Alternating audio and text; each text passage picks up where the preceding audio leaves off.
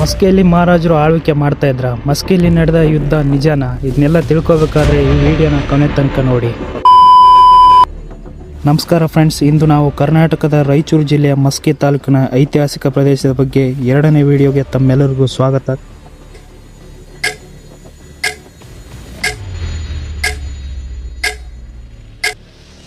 ಕ್ರಿಸ್ತಪೂರ್ವ 269 ಅಂದರೆ 3ನೇ ಶತಮಾನದಲ್ಲಿ ಮೌರ್ಯ ಸಾಮ್ರಾಜ್ಯದ ಅಶೋಕ್ ಮಹಾರಾಜ್ ಅವರು ಶಾಂತಿ ಮತ್ತು ಬೌದ್ಧ ಧರ್ಮದ ಸ್ಥಾಪನೆಗಾಗಿ ಮಾಸಂಗಿಪುರ ಅಂದರೆ ಈಗಿನ ಮಸ್ಕಿಗೆ ಬಂದಿದ್ದರು.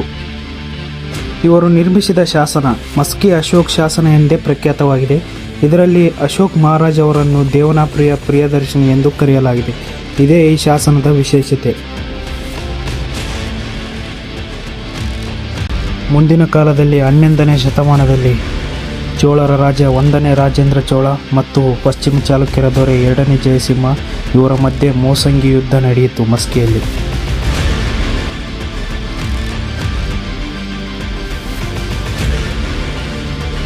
ಈ ಯುದ್ಧದಲ್ಲಿ ಜಯಶಾಲಿಯಾದ 1ನೇ ರಾಜೇಂದ್ರ ಚೋಳನು ಮಸ್ಕಿಯಲ್ಲಿ ಶಾಸನವನ್ನು ನಿರ್ಮಿಸಿದನು. ಇದು ತಮಿಳು ಗ್ರಂಥಲಿಪಿಯಲ್ಲಿದೆ ಮತ್ತು ಸಂಸ್ಕೃತ ಭಾಷೆಯಲ್ಲಿದೆ.